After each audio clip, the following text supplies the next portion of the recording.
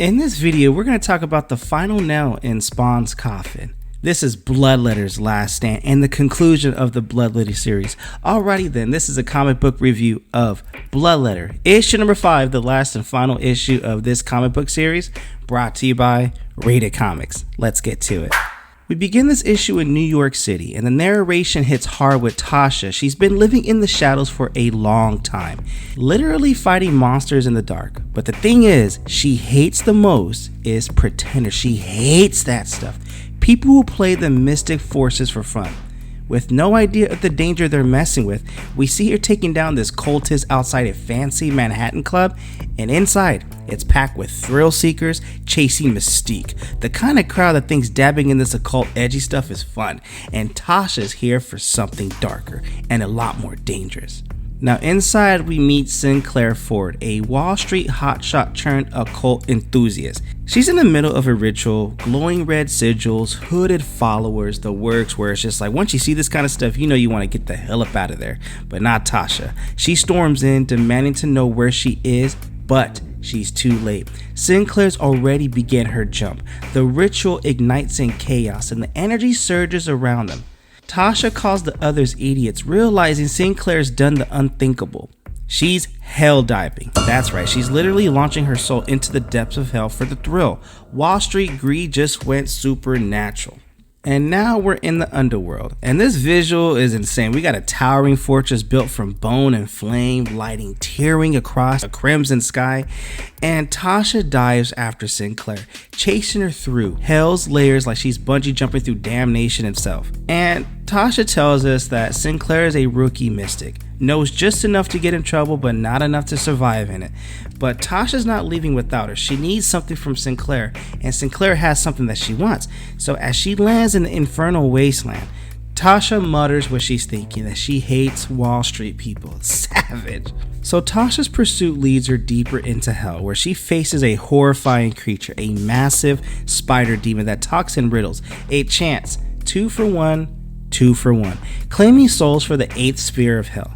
Sinclair is caught in its web, terrified, while Tasha banishes her energy weapon, ready for battle, looking for smoke, and she names it, the chant, Lycosidian Luminous. I don't know if I'm saying it right, but a scout legion from the 8th sphere, and it's one of its hell soul harvesters. These monsters collect fresh souls before Malboja can take them for himself. And right there, Tasha's about to throw hands with one of them. And the battle kicks off. Tasha swings into action, blasting streams of energy through the demon's web while Sinclair hangs helplessly in the spider web. Sinclair screams as the demon looms closer, its multiple eyes glowing red. Tasha dives to her rescue, slicing through the webbing, but the creature's voice cuts through the chaos. What's been claimed by the 8th belongs. That's Hell's version of Finders Keepers, but Tasha isn't here to play all that. She growls. She's ready for smoke. Shut up! Then, in the most unexpected move, she pulls out a vial filled with glowing blue orbs, souls. She's bargaining with hell itself. No, she says, I'm here to trade. Souls from the above side. Really bad people. Let us go and take the cake. It's pure Spawn universe energy, and the line between hero and monsters get thinner with every issue. Now in this panel right here, we transition back to the mortal world, where Sinclair's cultists and bodyguards are still in the middle of their ritual. Tasha narration kicks in. You always have to be ready to bargain if you want to stay alive. She's been pulled back from hell. The cultists are panicking. Their minds are being erased by these glowing jellyfish-like entities. Tasha calls them brain suckers. She casually explains that they'll forget the whole hell diving mess by morning, but there's a twist. Sinclair isn't whole. Tasha's narration reveals that the last time they tried this, it took her from me. There's history there, and there's guilt. Sinclair confronts Tasha furious. What the hell have you done, she demands. Tasha fires back coldly. She fell. I need her back. She tells Sinclair flatly that I don't care what you lost, that was your last jump. Now hand over what you owe me. The panel closes on Tasha's shadow looming over her, her mask glowing with demonic sigils. Narration fades and life is full of bargains. Now in this panel right here, we cut to the Union Station, Washington, D.C. It's a new setting and a new hunt. Tasha's voiceover continues. Agreements, exchanges, negotiating for one thing over and over again. We see black cars, high-class guests, and Tasha slipping into a gala under the alias Natalie Meadows. That's her ticket. Sinclair's stolen invite. Inside, the atmosphere is polished but fake, and this isn't a place of power, it's a place of manipulation. Senator Earl Hammond is working the room, smiling for the cameras while plotting for a congressional seat. Tasha's narration tells us exactly why she's here. He wants power, but not the kind written in legislation. Tasha knows that she's being watched. Hidden cameras scan the gala from every angle, tracking every soul in the room, including hers. But she's not worried. Invisibility was the first mystical tricks that she's ever mastered. Hammond's men try to get a soul reading on her, but they get nothing. She's a ghost. They whisper, and that's when Tasha's inner voice sharpens. Now, I'm certain he has Casper, and I'm gonna get her back. The mission's no longer about politics. It's personal. Outside the gala, Tasha's spy instincts kick in. The narration shifts like a professional's internal checklist. First rule of lateral surveillance: being early opens your window of opportunity. She uses her enchanted contact lenses to scan everyone, mapping security, movement, and magical residue. Hammond's still busy shaking hands and pretending to be a patriot. That's fine. It gives her time. She steps away, her arm glowing with those signature orange runes, or whatever is glowing, and it mutters, "It's time to get back to old habits." The hunt begins. Now in this panel right here, we get this breathtaking night shot over DC, the Washington Monument gleaming under the moonlight. Tasha's voiceover lays it out cold. Ground level infiltration involves too many variables: traffic, cameras, people. Then she spurts. No one bothers to look up anymore. Now, right here, she's diving from above, cutting through the air like a shadow with purpose. This is her element. No one sees her coming. Not even as she jokes the ghost of Richard Nixon. And now we're at the Watergate Hotel, and yeah, it's kind of a nice scene right here, but there's private security, not subtle. She smirks. That's fine. She's ready to go in for that smoke. So in full stealth gear, she dismantles Hammond's guards with surgical precision. One gets taken out mid-step, another never even draws out his gun. She's a ghost in motion, deadly, silent, and focused. Her movements are brutal, but efficient. This is Tasha Thornwell that made hell itself take notice. So Tasha infiltrates Hammond's luxury suite. The man lives like a king, that's what she says. Skeletons and all, but his aren't in a closet, they're beneath his feet. She scans the floor, tracing energy patterns until her runes, her thing on her arms, ignite, and it's time to get sorcerous. A magic circle glows under the bathroom. Hammond's literal throne, and the spell yanks Tasha downward. I'm just laughing at this, like, come on, you can't murk dude while he's doing a number two.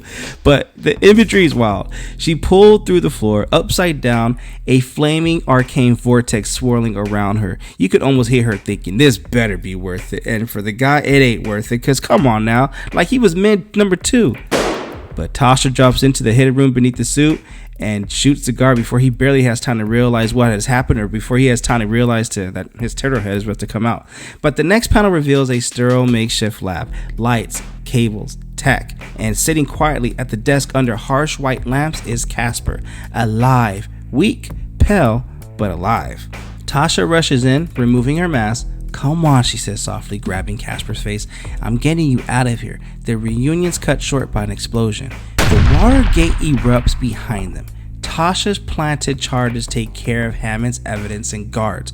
Her narration hits with spy precision. Third rule of escape plans: you can walk right out in plain sight once you give everyone else something to look at. As chaos breaks loose, civilians panic, alarms blare, and Tasha and Casper vanish into the night.